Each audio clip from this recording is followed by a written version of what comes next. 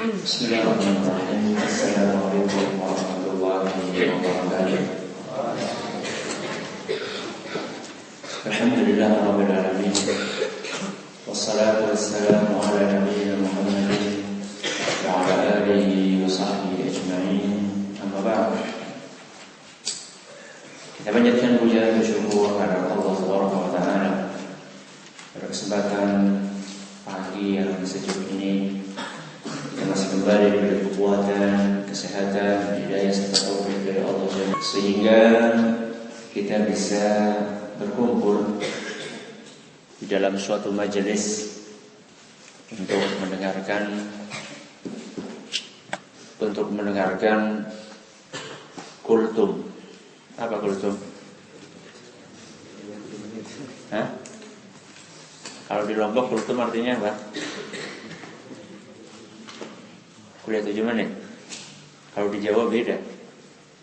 Kalau di Jawa apa artinya? Kuliah terserah antum. Jadi terserah anak nanti ya berapa menit ya. Semoga Allah Subhanahu wa taala berkenan untuk melimpahkan kepada kita semuanya ilmu yang bermanfaat sehingga bisa kita amalkan sebagai bekal untuk menghadap kepada Allah Jalla wa ala. Amin ya rabbal alamin. Salam dan salam semoga senantiasa tercurahkan kepada Nabi kita Muhammad sallallahu alaihi wasallam, kepada para sahabatnya, keluarganya, dan umatnya setia mengikuti tuntunannya hingga akhir nanti. Ketika anak duduk di sini, anak seperti nostalgia. Nostalgia apa? Nostalgia ketika dulu anak masih seperti antum. Dulu anak juga mondok seperti antum. Gimana? Enak gak mondok? Hah? Yang benar. Nah, takut sama Ustadz ya? Enak gak mondok ya? Lumayan. Nah, berubah nih, lumayan. Bener nih, enak gak? Nah, ada enaknya, ada enggaknya ya. Enggak enaknya apa kalau mondok itu? Apa? Tidak apa-apa. Tidak enaknya apa kalau mondok itu? Apa enak semua? Masya Allah, berarti Abu Hurairah luar biasa ini kalau mondok enak semua. Dulu perasaan ketika anak mondok itu ya ada enaknya, ada senangnya, dan itu tidak masalah. Ya, tidak ada hidup itu yang semuanya enak tuh tidak ada. Mesti ada yang enak, ada yang tidak enak. Itu adalah merupakan sunnatullah ya. Sesuatu yang sudah digariskan oleh Allah Tabaraka wa ta'ala akan dialami oleh setiap manusia. Ada yang saya cintai, di dalam sebuah hadis yang diriwayatkan oleh Imam Muslim, Nabi kita Muhammad SAW bercerita tentang percakapan antara Nabi Musa alaihi salam dengan Allah Subhanahu wa ta'ala. Percakapan antara siapa? Nabi Musa dengan siapa? Dengan Allah. Apa isi percakapannya? Nabi Musa bertanya, "Ay Rabbi, ma adna ahlil jannati manzilatan yaumal qiyamah."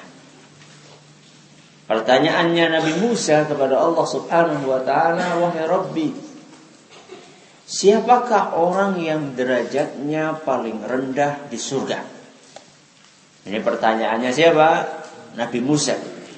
Jadi Nabi Musa ingin tahu, kalau orang masuk surga hanya saja derajatnya paling rendah, apa kenikmatan yang akan didapatkan oleh orang tersebut?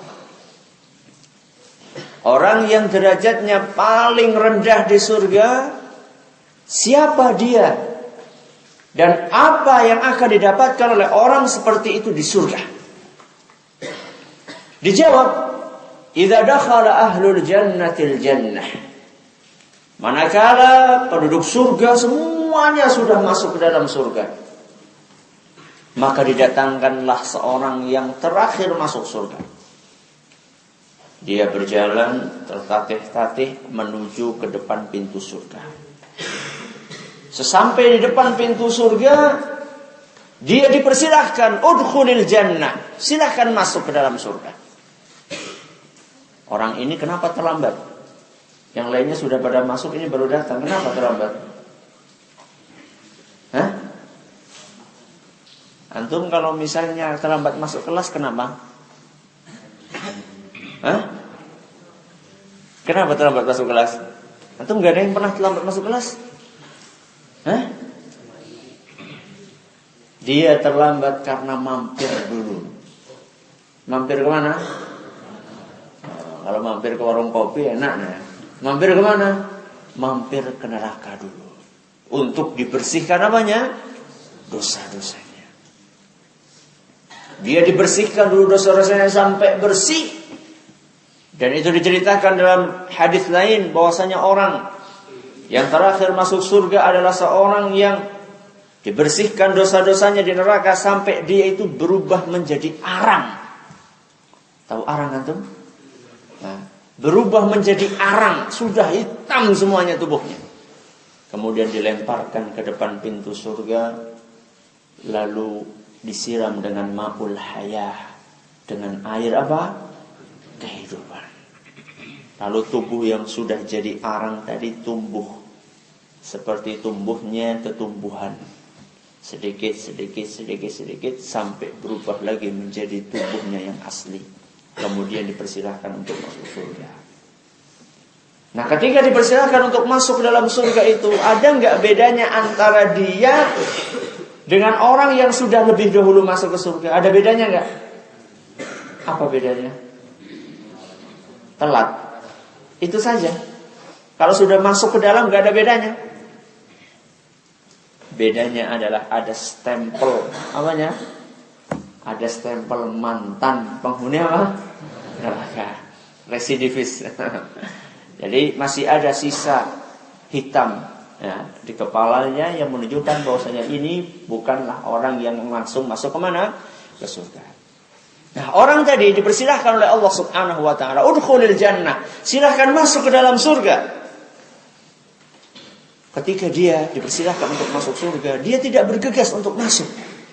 Kenapa?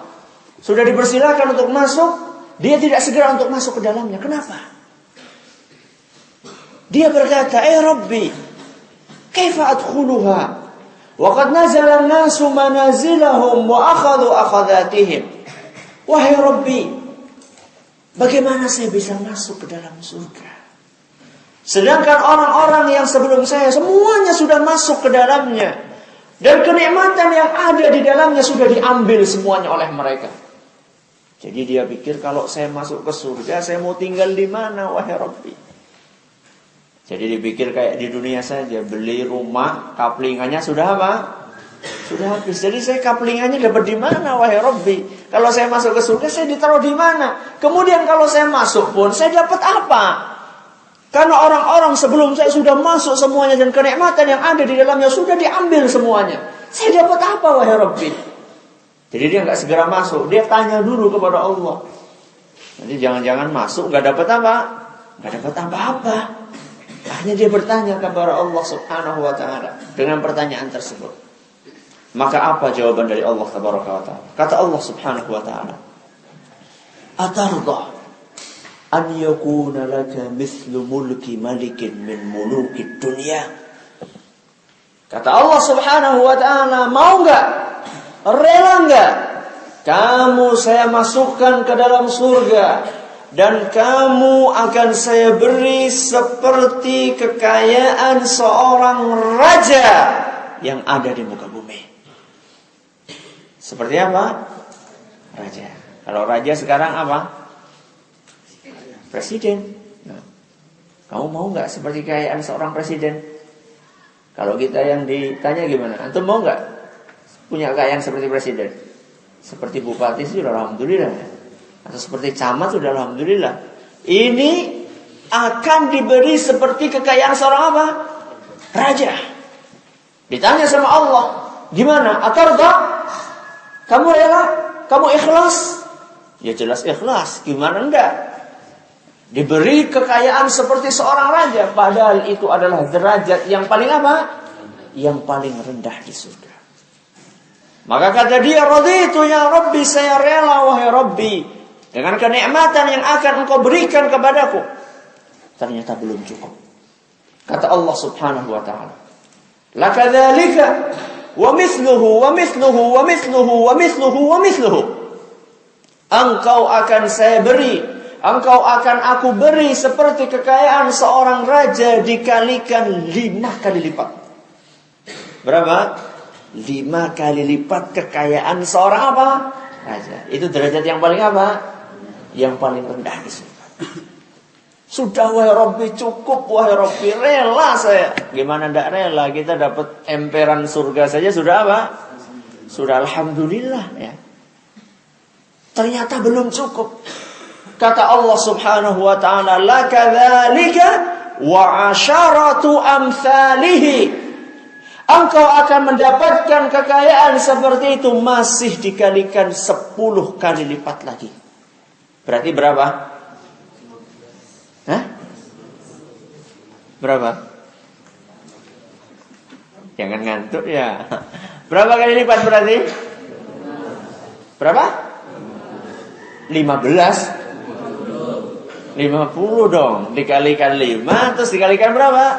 10. Berarti derajat yang paling rendah di surga itu adalah 50 kali lipat kekayaannya seorang apa? Raja. Wah, ini derajat yang paling rendah. Gimana derajat apa? Yang lebih tinggi. Antum tahu di surga itu ada berapa derajat? Ada berapa tingkat di surga? Hah? Berapa? Ada yang tahu? Berapa? 10. Sedikit sekali. Berapa? 7. Itu pintunya. Hah? Berapa derajat di surga? Dalam hadis riwayat Bukhari, Nabi kita sallallahu alaihi wasallam bersabda, inna fil jannati mi'ata darajah. Berapa? 100. Dalam surga ada berapa? 100 tingkat. Ma baina kulli darajataini mi'ata am. Jarak antara satu tingkat ke tingkat yang berikutnya perjalanan 100 tahun. Waduh, kalau kita mau nengok teman kita yang di lantai 4 butuh berapa tahun itu? Hah? 400 tahun. Jadi yang saya antum ya, ini rajin belajar. Yang temannya lebih rajin lagi, ternyata dia derajatnya lantai 4 ya. Antum pengen nengok teman antum butuh waktu berapa tahun? 400 tahun. Gimana? Antum mau nengok enggak? Lah, enggak usah lah, capek. Itu di dalam surga. Seandainya derajat yang paling rendah saja, derajat yang paling rendah seperti itu, 50 kekayaan atau 50 kali lipat kekayaan seorang raja, bagaimana derajat yang di atasnya? Bagaimana derajat yang di atasnya dan bagaimana derajat yang paling tinggi di mana Nabi kita Muhammad sallallahu alaihi wasallam ada di sana. Pengen masuk surga enggak? Pengen masuk surga enggak? Ada yang enggak pengen? Ada yang enggak pengen di sini? Kalau seluruh manusia ditanya, pasti jawabannya apa? Ingin masuk surga. Walaupun penjahat paling jahat sekalipun kalau ditanya, ya. Antum pernah pergi ke lembaga pemasyarakatan, penjara pernah antum pergi? Belum, ya. Di sana kan ada penjahat, ada pencuri, ada pencoleng, ada apa lagi? Ada pencopet, ada apa lagi? Ada rampok, ada apa lagi? Pembunuh, ada apa lagi? Ada koruptor. Ya, macam-macam di situ. Mereka ini kalau ditanya, sebenarnya Anda itu membunuh berapa orang ini, sebenarnya cita-citanya masuk ke mana sih? Ada nggak di antara mereka yang kira-kira saya cita-citanya pengen masuk neraka? Ada nggak? Nggak ada. Mesti jawabannya pengen masuk apa? Surga.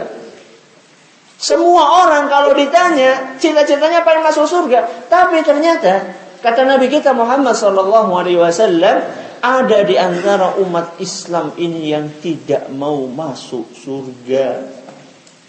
Ada di antara umat Islam ini yang tidak mau masuk surga. Apa?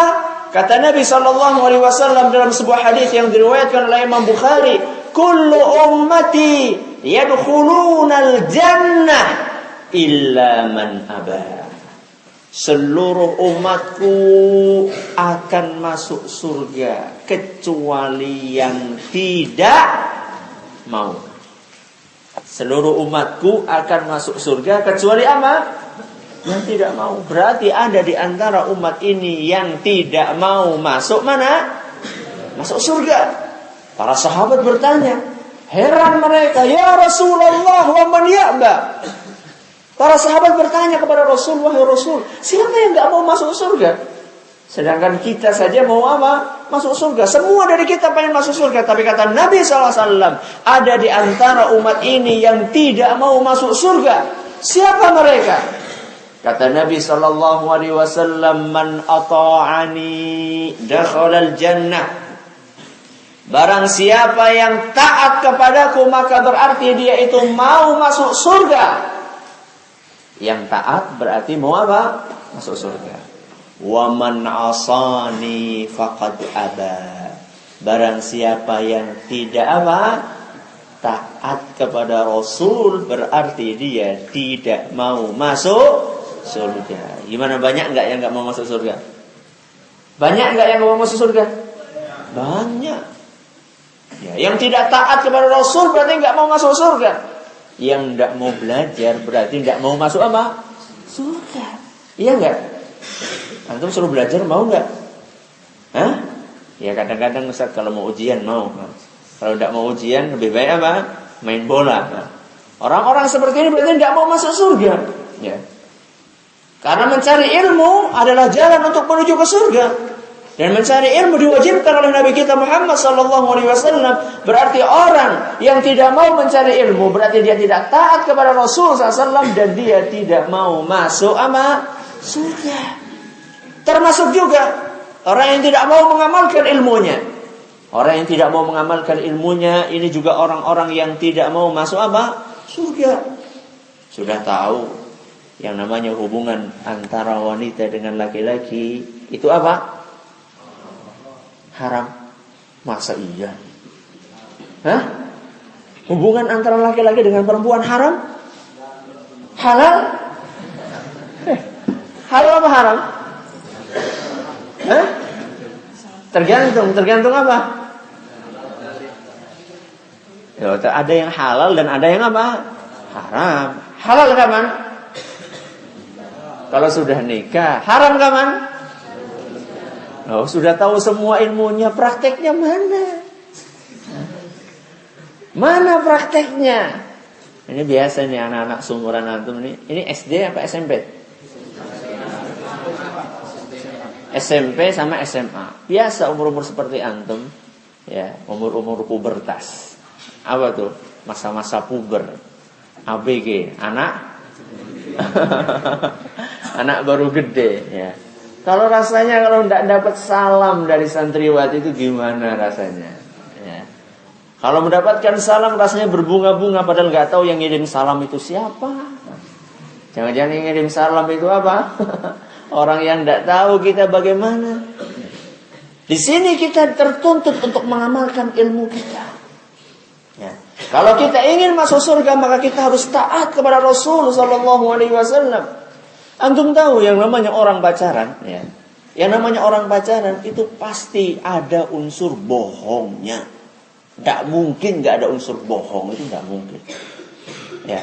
Yang namanya perempuan sedang pacaran dengan laki-laki pasti dia mengatakan, "Oh, kamu itu adalah orang yang paling tampan di muka bumi." Padahal sebenarnya dia itu bohong sama antum. Pengennya dia itu ditraktir sama antum. Ditraktir makan bakso, makan es. Nanti kalau sudah selesai, antum bukan orang yang paling tampan di muka bumi. Sudah selesai masalahnya, keinginannya selesai. Sama juga antum ketika bilang sama perempuan, engkaulah wanita yang paling cantik yang pernah aku temui. Ya karena nggak pernah menemui wanita yang lain. Jadi yang namanya pacaran itu pasti ada unsur dustanya. Tidak mungkin tidak. Makanya biasanya, ya, orang yang menikah melalui pacaran biasanya di situ dia menyesal. Kenapa? Karena ternyata istri ana nggak seperti yang ana bayangkan. Ketika ketemu kelihatannya lembut sekali. Ketika bertemu kelihatannya ramah sekali. Kenapa? Karena dia sembunyikan aibnya. Karena dia ingin supaya pacaran itu tetap apa? Tetap terjalin. Tapi begitu nikah ketahuan semua belangnya. Jadi itulah jalan untuk menuju ke surga. Jalan untuk menuju ke surga sudah ditentukan oleh Nabi kita Muhammad sallallahu alaihi wasallam.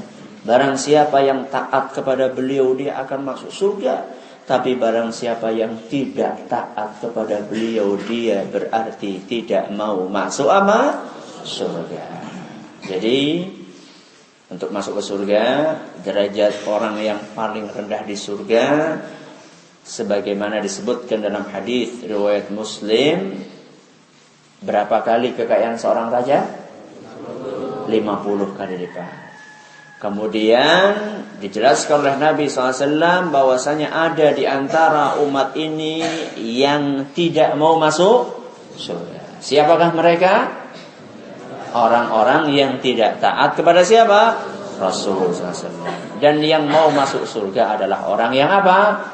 Orang yang taat kepada Rasul sallallahu alaihi wasallam.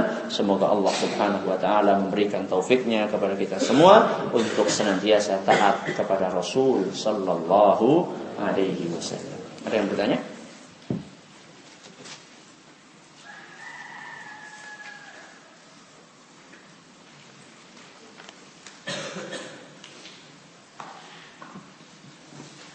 Bagaimana kalau kita memiliki dosa? Namun timbangan pahala kita lebih berat. Apakah kita akan dicelupkan di dalam neraka dahulu, kemudian dimasukkan ke dalam surga? Tergantung apa yang dikehendaki oleh Allah Subhanahu wa taala. Tergantung apa yang dikehendaki oleh Allah Subhanahu wa taala. Seandainya Allah berkehendak untuk memaafkan seluruh dosa-dosanya, maka akan dimaafkan. Seandainya Allah berkehendak untuk memasukkannya ke surga, kemudian dia mendapatkan syafaat dari Nabi SAW atau orang yang lain, maka dia akan diringankan azabnya, kemudian dikeluarkan dari neraka. Jadi tergantung apa yang dikehendaki oleh Allah Jalla wa'ala. Bagaimana cara kita agar tidak meremehkan dosa-dosa kecil? Karena kita merasa dosa-dosa kecil itu akan terhapus oleh amal ibadah kita. Pertama, Rasulullah SAW sudah mewanti-wanti kita untuk tidak meremehkan dosa kecil. Kata beliau, iyyakum wa muhaqqaratidz dzunub. Hati-hatilah kalian dari dosa-dosa yang dianggap remeh. Kenapa? Karena dosa yang dianggap remeh itu kalau bertumpuk akan berubah menjadi apa? Besar. Makanya api yang besar itu awalnya dari apa? Dari kecil. Tidak ada yang namanya kebakaran itu langsung besar, itu tidak ada. Biasanya itu awalnya kebakaran itu adalah dari percikan api. Tapi dari percikan api itu akan semakin besar, maka akan membinasakan. Makanya Nabi SAW bersabda, iyyakum wa muhaqqaratidz dzunub. Hati-hatilah kalian dari dosa-dosa yang dianggap remeh. Kenapa? Seandainya dosa-dosa tersebut bertumpuk, maka dia akan membinasakan pelakunya. Kemudian jawaban yang kedua, kita berasumsi meyakini bahwasanya dosa-dosa kecil itu akan terhapus oleh amal soleh. Kalau seandainya amal soleh itu diterima. Sekarang apakah kita yakin amal soleh kita diterima atau tidak? Dosa kita sudah jelas tercatat sebagai dosa, sedangkan amal soleh kita belum tentu apa? Diterima. Jadi tidak bisa berlandaskan dengan itu semuanya. Ada lagi?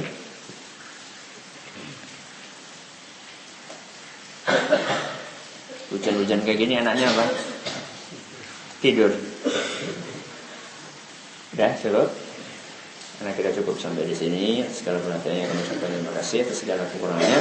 Kami mohon maaf yang sebesar-besarnya. Subhanakallahumma wa bihamdika asyhadu an la ilaha illa anta astaghfiruka wa atubu ilaik. Wassalamualaikum warahmatullahi wabarakatuh.